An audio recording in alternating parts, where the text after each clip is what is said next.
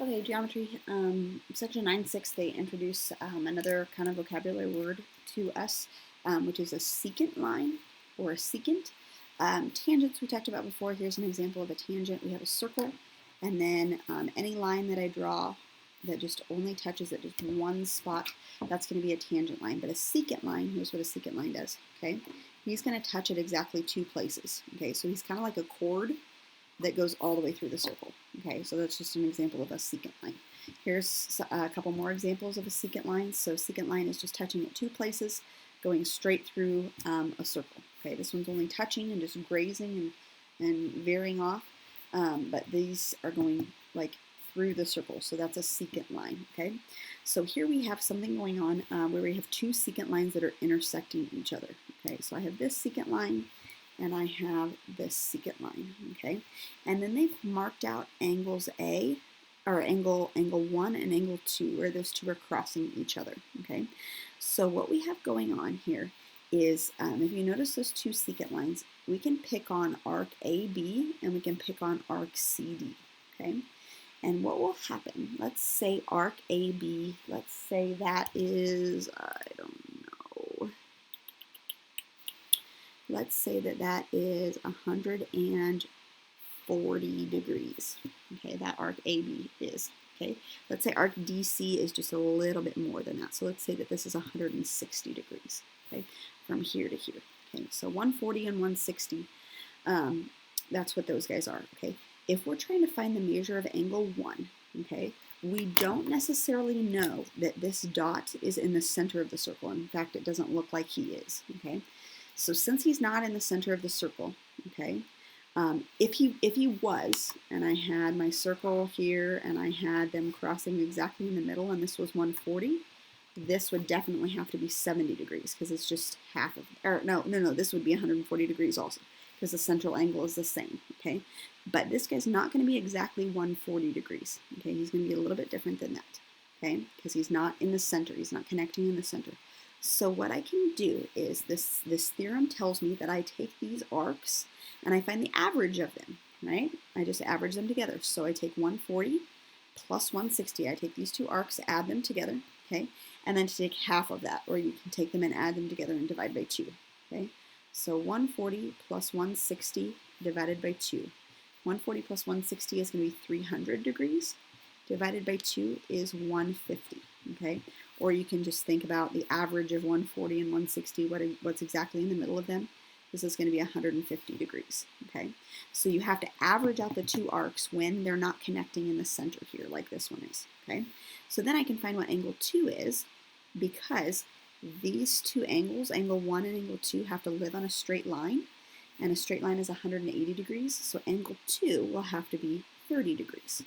Okay, so I can do it kind of that way and figure out what angle 2 is in that case. Okay, so we've got a couple examples here for us. Let's see, angle or ABC.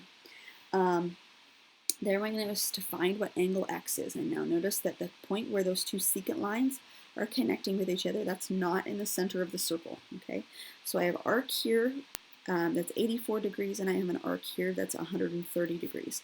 And this is just going to be the average of the two. So I add those two together and divide by 2. Okay, so 84 plus 130 divided by 2. 84 plus 130 is going to be 214 divided by 2, or 107, 107 degrees is what angle X will be. Okay, and just always kind of look at the diagram to make sure that that seems reasonable, because X, if I look at this angle right here, okay, that looks like it's more than 90 degrees because it's more than a right angle, and 107 degrees, that seems pretty, pretty standard, or pretty accurate according to what that looks like. Okay. All right, B, they have this arc labeled as 143. They have this arc labeled as 75 degrees, okay? But they're wanting us to find this angle X, okay? So if I would add 140 and 75, that would give me this angle or this angle, okay? It would not give me angle X, okay? But let's go ahead and find the measure of those two angles real quick. So 143 plus 75 divided by 2. I'm going to get my calculator out finally. Maybe if I can find it. Okay, you can try to do some of these in your head if you can. That's just more practice for you. 143 plus 75 divided by 2. So it's 218 divided by 2, or 109. So 109 degrees is what this guy is here, and same thing with this guy over here. So they want to know what angle X is. So if I look at this line, angle X is sharing a line with 109, which means angle X has to be 71 degrees because they add up to be 180. Okay, so be careful. Don't let them try to trick you by doing that. There you go. Okay. All right, so this one, part C, is a little bit harder. We have this arc is measured as X. This arc right here is measured as 97, and they give me that middle angle is 110 degrees. Okay, so normally what we would do, and I'm going to write this out as a formula, normally what we would do is take 97 plus this guy up here and divide by 2. So 97 plus that X divided by 2, and that would give us 110 degrees. Okay, so now that it's written out as a formula, I can just reverse it and find X, right? I take this guy, add him to this guy, divide by 2, and that will give me 110. Okay, so to unwind this, I'm going to multiply by 2 here and here. Okay, so I have 97 plus X will give me 220 degrees. Okay, and then I'm going to subtract 97 from 220, and X will be equal to 220 minus 97, 123 degrees. There we go. Okay. Now, if you want to check your answer, you can do it the forward way. 97 plus 123 divided by 2 should end up being 110. Okay. But you can just write out the formula and then just reverse it and figure out what that is. Okay. All right. Theorem 913 is going to go through and talk about if you have a tangent line. So this guy's a tangent line, and this guy is a secant line. Okay, up here we had two secant lines that were crossing each other. So this is a secant line and a secant line. Okay, this one is a tangent line on the bottom and a secant line here. Okay, and when we have this happen, let's say this arc right here is 160 degrees. Okay, that means this arc all the way around here would be 200 degrees because a circle makes up an entire 360, right? There's 360 degrees in a circle. So if this arc is 160, then this other side is going to be 200, okay? But how does that translate to angle 1 and angle 2, right? That's on a straight line. So I know that angle 1 and angle 2 have to add up to be 180, not 360 like a circle does. Okay, they have to add up to be 180. So angle 1 will be half of what this arc will be, okay? Since angle 1 is kind of where he's cut, okay, that arc, he's going to cut that arc in half. This will be 80 degrees, okay? And if this is 200, we split that in half. This angle 2 will be 100 degrees, okay? Which is consistent with what I just said. Those two would have to add up to be 180 since they're on a straight line, okay? So when you have a tangent line and a secant line, the arcs that are being basically cut by the secant line, the angle formed by the tangent line is going to be half of that, okay? Just because we're going from a circle, which is 360, to a line, which is 180. So we have to take that half, okay? All right, so let's look at A and B down below here. So we know they're pointing to this guy, and they're saying that this is 184. That arc right there is 184 degrees. And they want to know what angle, find the measure of angle QPR, okay? Measure of angle QPR, which is this angle right here, okay, QPR, okay? So we just said that QPR was going to be half of what the arc is on that side, okay? So if I take 148 and I divide by 2, try to do that in your head, 14 divided by 2 is 7, 8 divided by 2 is 4. So P, angle P, this guy right here, will be 74 degrees, okay?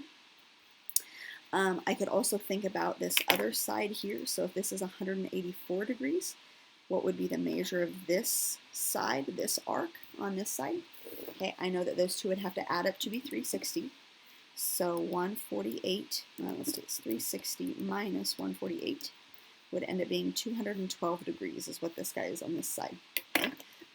So then if I look for this angle, that's going to be half of the 212. Okay, and half of 212 is going to be 106. Okay, now do 106 and 74 add up to be 180 because they're on a straight line, right? They should. So we're good to go. Okay, all right, last one here. B. They say that this angle right here is 64 degrees, and they want to know what arc DEF is, which is this guy around here on this side. Okay, arc DEF. Okay, I'm going to extend this line to go out this way just a little bit. Okay, and there's a couple different ways that we can do this. So I'm gonna look at both of them. Okay, if this angle right here is 64 degrees, this arc is going to be double that. Okay, which is 64 times 2. I can't think in my head. 128. I don't know why I couldn't do that. 128 degrees. Okay, so we're looking at not the 128 degrees, but we're looking at the other side of that. So I'm looking at the rest of the circle. Okay, so that's going to be 360 minus 128, okay, which is 232. This is 232 degrees, this arc right here, okay? And we're finding the measure of arc DEF. Notice the difference in the in what we're trying to solve for. Here we're trying to find an angle PQ or QPR. Here we're trying to find the measure of arc DEF, okay? Now, I could have done that a different way. I'm going to do this. Oh boy, that's really terrible, okay? And then here's my secant line, okay? This is 64 degrees, okay? So what I could have done instead is, let's find this guy. If this is 64 degrees and they live on a straight line, what would this angle right here be? Okay, I would subtract that from 180, so that would be 106 degrees? No, 116 degrees. Yeah, 116 degrees is what that would be.